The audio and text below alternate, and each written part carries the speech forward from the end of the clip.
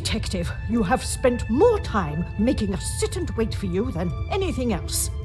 Madame Van den Bosch, if you think I have spent my time focused on anything besides uncovering the Major's killer, you are sorely mistaken. I'm sure you will be eager to share your findings with us then. All in good time, Madame. Firstly, to understand the truth of what has occurred this weekend, one must know the timeline of events that not only preceded the Major's death, but succeeded. We are all well aware of what happened before, Detective. You can save your breath. You are only aware of what the guilty parties wanted you to believe. But now I shall apprise you to the true events. The reason for us all being here, you know. The altercation between Monsieur Demire and the Major, you know. The body of Monsieur Hagen was found while we were all sat enjoying a most delicious meal. That you also know. But what was kept from us all was that his body lay on the study floor for far longer than was thought. It was that servant. She found him. S'il te plaît, monsieur. It was indeed young Inga that found the Major's body lying lifeless in the study. So it was her. Monsieur, I will not allow for any further interruptions. I return to the Major's body. If we are to believe the scene that we were presented with, the Major must have been killed during the first course of our meal, a meal that none of you left, even for a moment. Speaking in the evening, you all confirmed one another's alibis, and although there was doubt in the validity of some, I confirmed that they were indeed all true. What I could not understand was how a man came to be found dead, and every guest accounted for at the time of death. That is until I questioned the latter. Monsieur Beckers, I shall now allow you to speak. You saw the Major smoking a cigar in the snow. Is that true? It is. False. You saw what you were meant to see. Someone in the Major's coat standing outside, giving the illusion that the Major was still very much alive. Monsieur da Silva, on the afternoon of the Major's death, do you recall hearing a telephone ring? Now that you mention it, I have not heard a single ring all weekend. Correct. The telephone lines have been down for the duration of our stay, meaning the telephone call that was received and promptly directed to the Major's study was yet another act of trickery and deceit. But it did not end there. When I entered the study for the first time, it was obvious someone had already been there and falsified the scene to stage a burglary and clear away important evidence, including the murder weapon. What followed was an investigation that had already been hindered. But even those lengths were not enough to derail me for long. I think we have all had enough of your self-praise, Detective. Perhaps you would like to tell us who killed him now? Madame, as I'm sure you would expect, it is not as simple as that. What many of you do not know is the discussion that was had between the Major and Monsieur Beckers earlier that day. What has that got to do with anything? I told you I didn't kill him. That I know to be true. What you do not know is that it was not only his ears that heard your spoken words. I hope you are not implying I had something to do with it. No, Madame, there was another. Mademoiselle Elisabeth. You are all aware that the Major was hired by Monsieur da Silva to front the security during the workers' strikes. What very few of you know is that it was the Major's order that instigated the vicious attacks on those unarmed men and resulted in numerous deaths, including Mademoiselle Elisabeth's fiancé, Luc. Monsieur Beckers confronted the Major, declaring that he was to hand himself in. That is what Mademoiselle Elisabeth overheard. Now, knowing the truth, she waited until the Major was away from his study. After he stepped outside following the confrontation with Monsieur Demire's fist, it looked to be the perfect opportunity, or so she thought.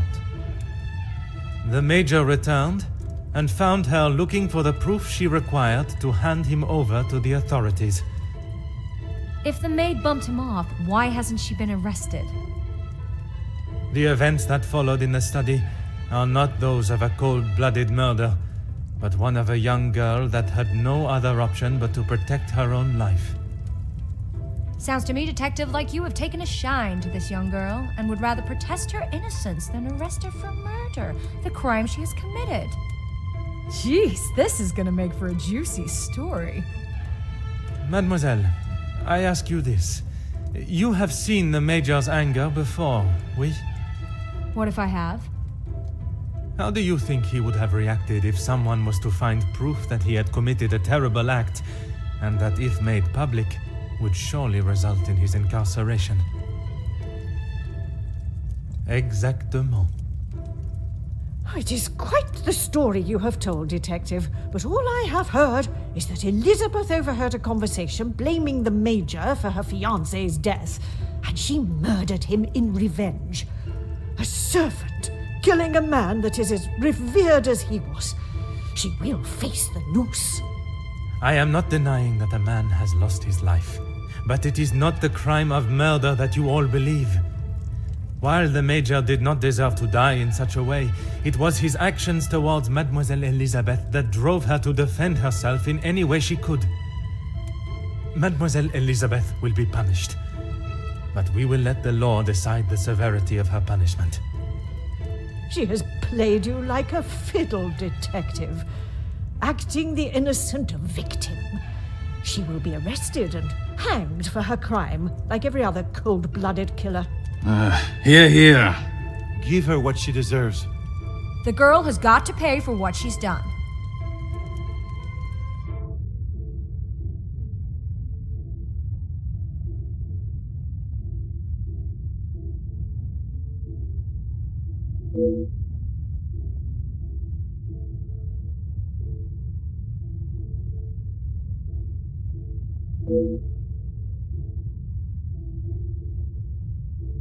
Those of you that are calling for the hanging of Mademoiselle Elizabeth, have you forgotten the roles you played? Your actions have been far from innocent. Look, Detective, I see where you are going with this, but it's not going to work. So maybe the strikes were down to De Silva and Beckers. But don't try and drag me into their mistakes. Mademoiselle Conrad, if you are so confident of your innocence, perhaps we should begin with you.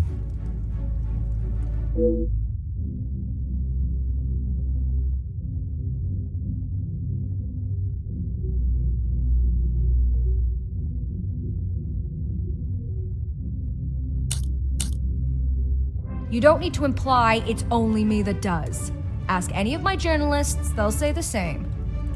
Even if in the process people are hurt?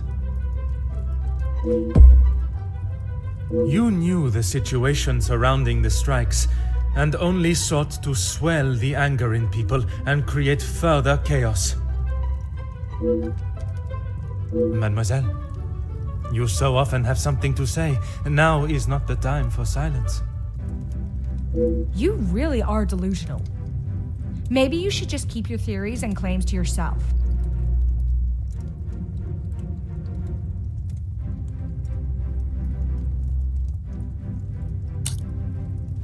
You obviously have no idea what goes on in my world. I would say stick to honest police work, but it seems that it's not in your field either.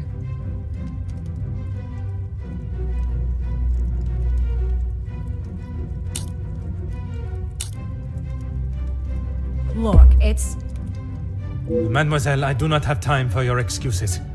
Do you wish to state your direct involvement, or should I? It's not... Okay, fine. Yes, the story was going nowhere. There was a deal on the table, and it was going to be done and dusted. Everything you said is true. I wanted the story. The scoop that would have blown the others out of the water. I never wanted anyone to get hurt. But I can see what I did wasn't right. I didn't think you had this side in you. I can see now why Angeline asked for you personally. You're not like other cops. It's clear it's the law and doing the right thing through and through with you. If you say it was self-defense, I believe you. We can't just forget what that girl has done. It's not Jackie's fault, or any of ours. that she decided to do what she did. Monsieur Beckers, you are the last person I expected to defend Mademoiselle Conrad. We talked only last night, and correct me if I am wrong, but you have already declared the role you played. To me, at least. Yes, we talked. It's just not fair of you to attack Jackie like that, putting words in her mouth until she succumbs to your plan.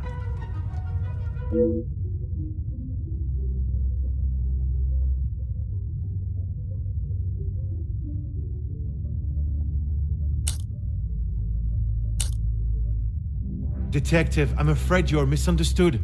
That is not how it was. It was not my intention for things to escalate as they did. I could not have predicted that would happen. Jackie was documenting everything to do with the strikes. She wanted our story to be heard and wanted to know how I was handling the negotiations. And they were handled by yourself? Naturally. If I cannot handle simple negotiations, I am not fit to be in the position I am in.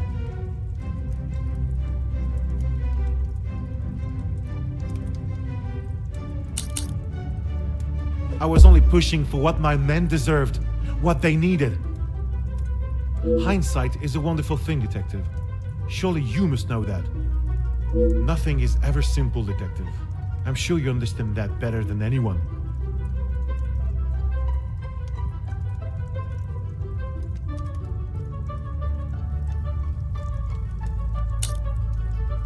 You're right, Detective. I have tried so hard to deny my part, but I know only too well that my decisions led to the death of those men. I know I cannot excuse what I've done. I just want you all to know that I am not a hateful or malicious man. I only wanted to prove that I was the right man. I have lived in other shadows for so long. I thought I would be able to finally step into the light and be the one that everyone remembered, not forgot. Monsieur da Silva offered me a deal and I turned it down. I thought I was doing right by the workers. But it was only myself I was thinking about. What more proof do you need? He said it himself. I made a generous offer to reach a resolution, and he turned his nose up at it. It was not that simple, though. An offer was made, but Monsieur Beckers and the workers would never have been forced into that position had their working conditions been satisfactory to begin with. This is outrageous! Do you plan on blaming everyone for doing their jobs? I suppose it makes you feel better about yourself, doesn't it?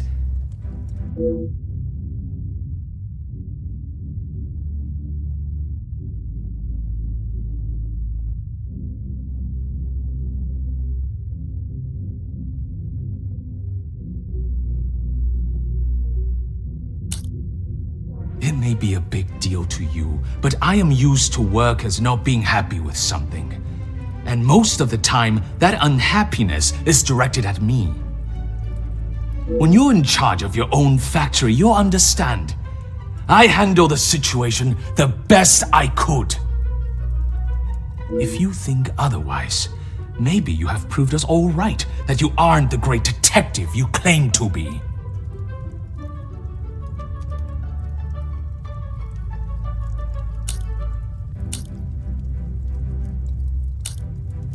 You said it, anonymous.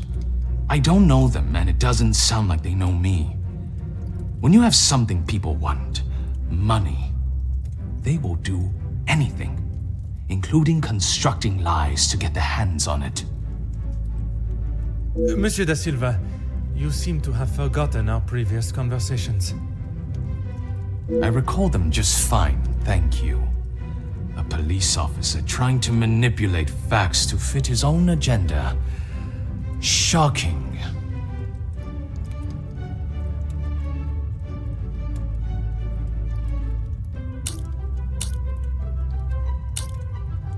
Do you really think this is the first time blame has fallen at my feet?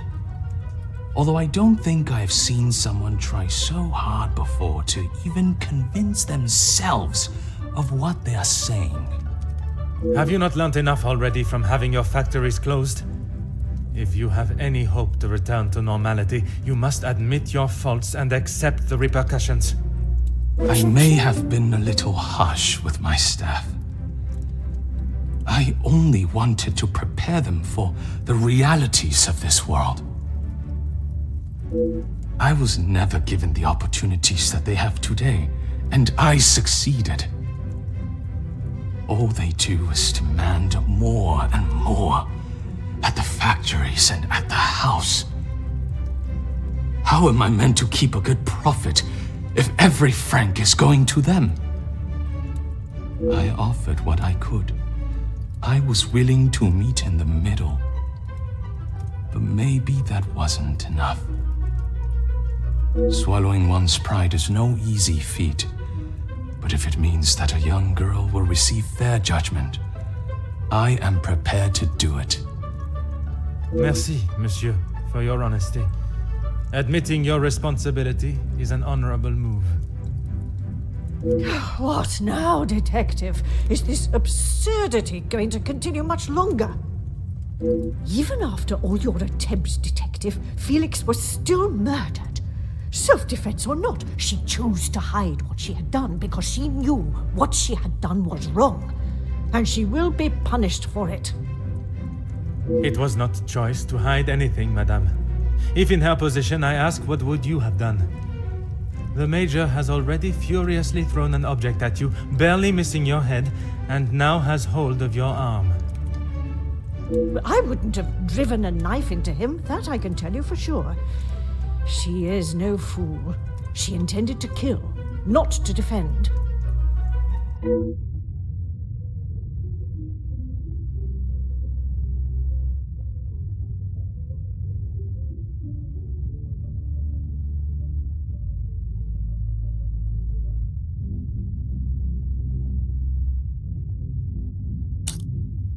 Quite presumptuous of you to assume violence is in his nature. Putting my own feelings towards the Major aside, he was not an honorable man, at least at some time in his life. He must have been for you to allow him in your house for so many years. So, even you confirm he had a history of aggression.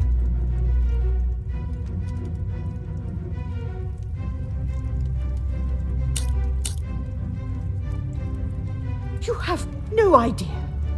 He was there for us when we needed him. You were there for him when he needed free room and board. That is not the case, and you know it. His actions are unforgivable and should not be defended by anyone. You judge him so harshly, but I return the question. What would you have done in his position? He had made mistakes. I will not deny that. In those moments when a decision had to be made, it fell to him, and he did what he saw fit.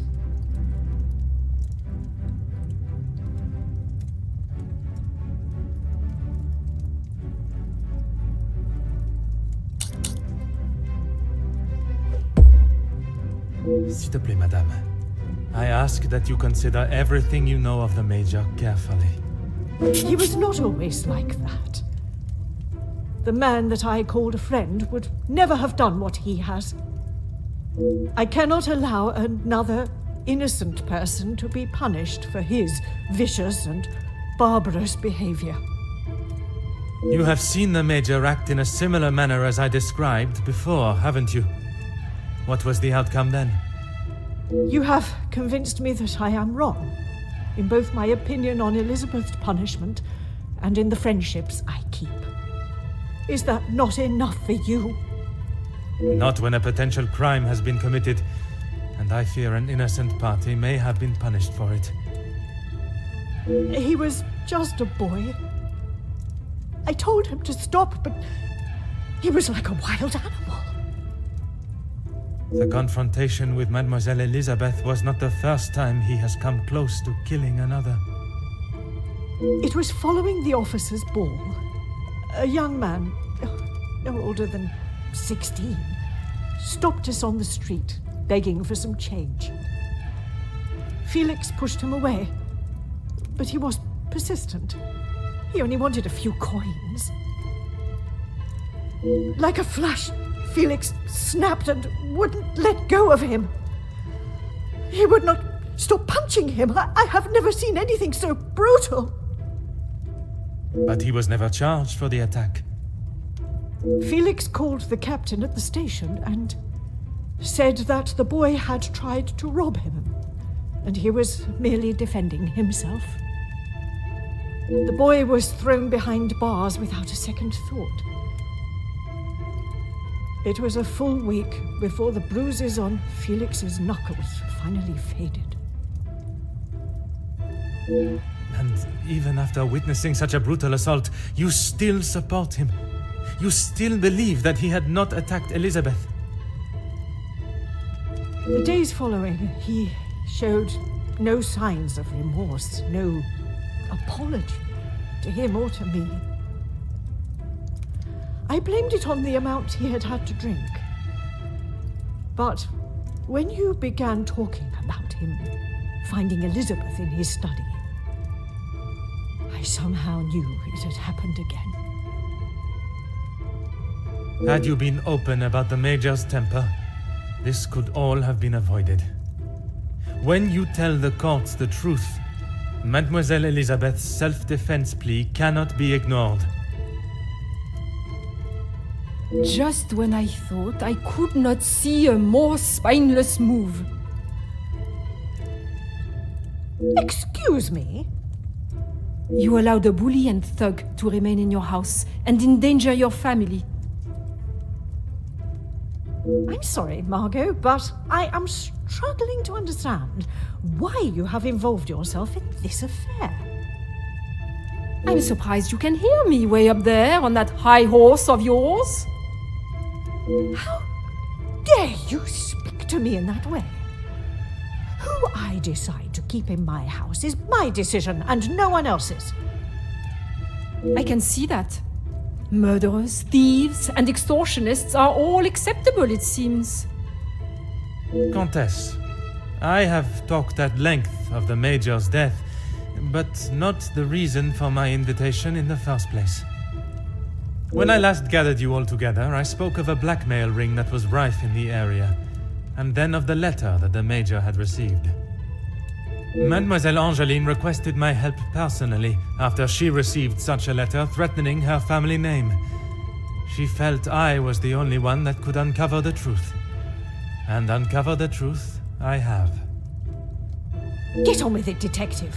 Who dared try and extort my family and then have the gall to allow me to welcome them into my home? If it was not for the honesty of a young servant, I would perhaps still be looking for the For goodness sake, it was me. Margot, how could you? While it looked as though the Countess was helping the young women at the shelter, she was in fact only finding them positions of employment in wealthy homes to gather information on them and learn secrets that she would ultimately be able to use against them. Monsieur da Silva fell victim to her network of moles and was in turn blackmailed. It was quite the prosperous setup you had, knowing that they would not be prepared to lose their social standing if a secret was to find its way from where it had been hidden for so long. That cannot be true, Margot. How could you do such a cruel thing? That is rich, coming from you. You are one of my oldest friends. High and mighty Madame van den Bosch. You think you can do what you wish when you wish it and there will be no repercussions. You are as bad as all of them. If I do not get a straight answer out of you, I will march you to the police station myself. I'm surprised it took the Major this long to start living with you. He must have been on the edge for some time. How dare you speak to me like that? In my own home. A home you share with the father of your daughter for so many years, and she still remains none the wiser.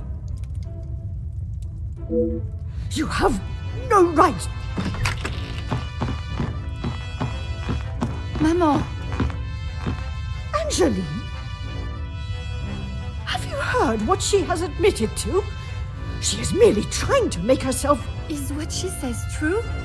Felix, he was my father? That is the secret that the letter was talking about, isn't it? You told me that we had nothing to hide. Detective Poirot, were you aware of this? Oui, mademoiselle. But it was not my place to repeat. I don't understand. What about father? Your maman betrayed the love of a good, honest man and played away behind his back and then kept it hidden for all these years like a lady of the night with her client list. You will say no more. Angeline, I... Did Felix know? This is not an appropriate conversation. He knew, dear girl. He knew the whole time. It is only dear Edwin that was blind to their deceit. You will not talk of him like that. You will not talk of him at all. If I don't, who will? You never deserved him. You don't even deserve the memory of him. Comtesse, there is something that you still have not explained. What more is there for her to say? How long were you in love with the Viscount for? Margot? Is that true? We were destined to be together. And then you turned up. And I was all but forgotten about. But you were nothing more than friends. And you made sure of that, didn't you?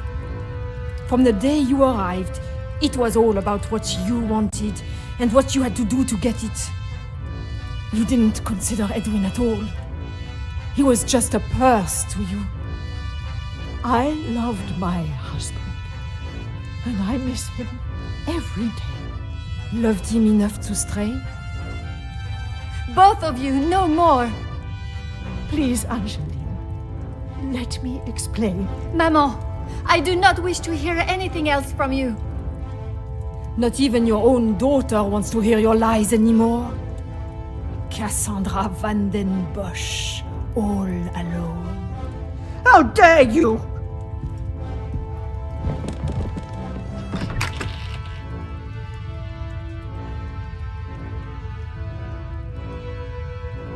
While I feel a sense of satisfaction and pride in solving both cases, there is still a part of me that is reluctant to revel in triumph. I am content with the unmasking of Comtesse de Vos as the blackmailer, and knowing that she will pay for her crimes. But it is the justice for Mademoiselle Elizabeth that worries me. She will stand in a court of law, and I can only hope that they can see she acted in self-defense. I must trust that our legal system and justice will prevail, and a fair sentencing will be given. In protecting her own life, she took the life of another. Perhaps the guilt she must live with is a greater punishment than any sentence she can receive.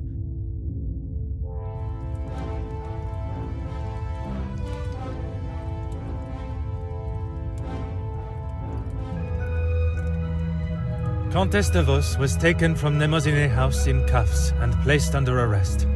Although she initially tried to plead her innocence, Inge, along with a number of other girls that the Comtesse had found employment for, came forward and made full statements. She was charged with 5 counts of blackmail and extortion and sent to a house of corrections, where she will have a new life to become accustomed to. Monsieur Sterling and Mademoiselle Rihanna were also reprimanded for their participation. While they may not be facing time in prison, tampering with a crime scene and obstruction of a police investigation are certainly not something that houses and new employers will look positively on.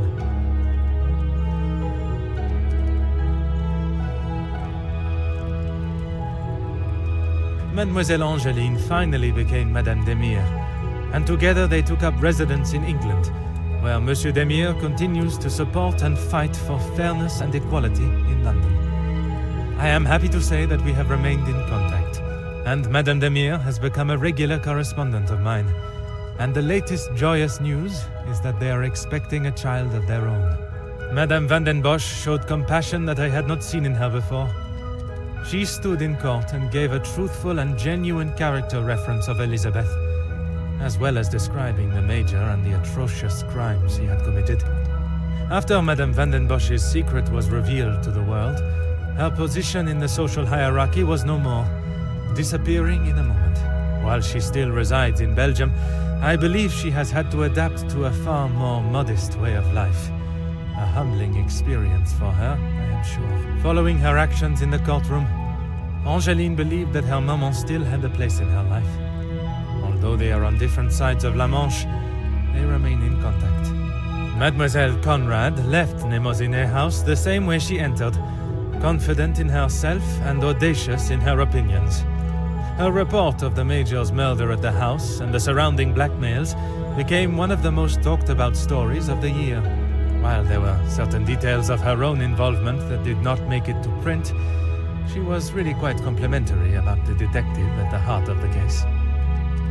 Monsieur de Silva tried to continue in his position as factory owner and business entrepreneur, but after his accounts and business dealings were investigated following the details of his blackmail being made public in Mademoiselle Conrad's article, his illustrious business empire began to crumble and is now facing an international corporate investigation.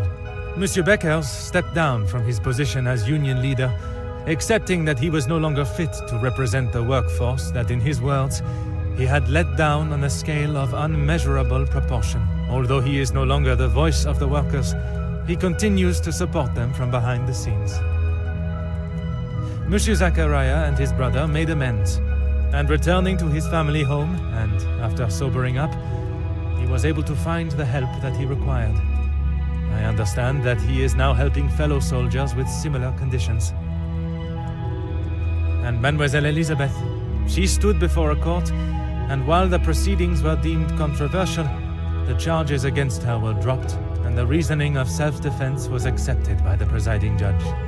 Madame van den Bosch's testimony, along with Mademoiselle Angeline's declaration of her good character, was enough to show that it was not in Elizabeth's nature to act in such a violent way. The abundance of evidence against the Major, and his violent and cruel nature, including his appalling acts during the strikes and the war, was more than enough to prove that Mademoiselle Elizabeth had no other option in that situation but to defend herself in any way that she could. With the new arrival of Madame and Monsieur Demire's child next year, they have agreed to give Elizabeth the opportunity to return home to England and take up a position in their home as nanny.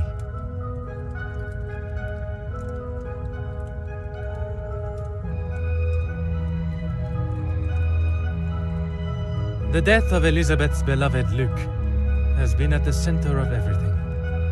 Had those in positions to help not acted with only themselves in mind, perhaps he would still be alive today, and the Major would have paid the price for his own crimes in the eyes of the law, not at the blade of a knife.